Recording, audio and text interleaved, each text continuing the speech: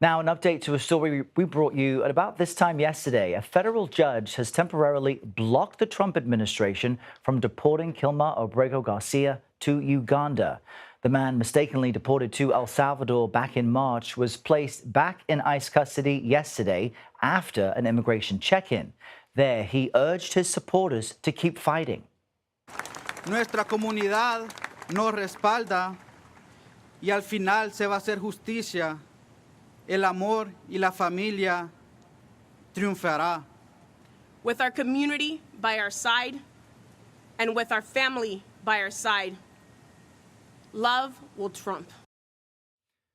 CBS News' Bradley Blackburn is here with the latest on what really is an ongoing legal saga. Good morning, Bradley. Errol, good morning. The Department of Homeland Security does say that Abrego Garcia is now being processed for deportation to Uganda. You will remember earlier this year, the Salvadoran national was mistakenly deported to El Salvador after administration officials accused him of being an MS-13 gang member.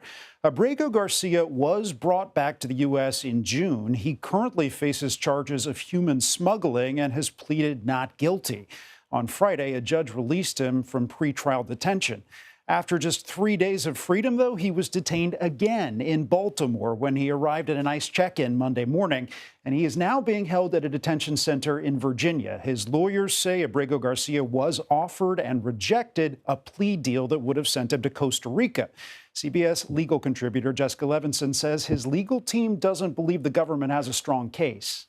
Mr. Abrego Garcia is certainly arguing that he is innocent, that these charges are essentially just being trumped up. And he's making the argument that the deportation to Uganda is really being used as a way to coerce him into pleading guilty to a case that they believe is very weak. And a federal judge has issued an oral order preventing Abrego Garcia's deportation to Uganda, telling lawyers for the administration their clients are absolutely forbidden from removing him from the U.S., Errol. I mean, this brings up so many important issues about due process and people having their day in court. So what is the overall reaction to what's happening now? Well, in Maryland, the Democratic Congressman Glenn Ivey was on the takeout last night, and he is calling for due process in Abrego Garcia's case and all immigration cases, and he's urging Congress to act.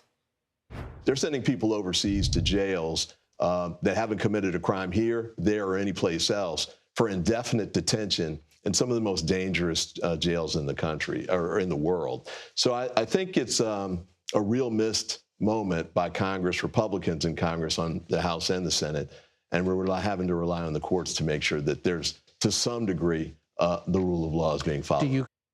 Maryland Senator Chris Van Hollen and Governor Wes Moore are also advocating for Abrego Garcia to have his day in court. But, Errol, ultimately, this is a federal issue, so the Trump administration has wide latitude to say where this goes next. Remarkable. Appreciate the update, Bradley. Thank you. Thanks.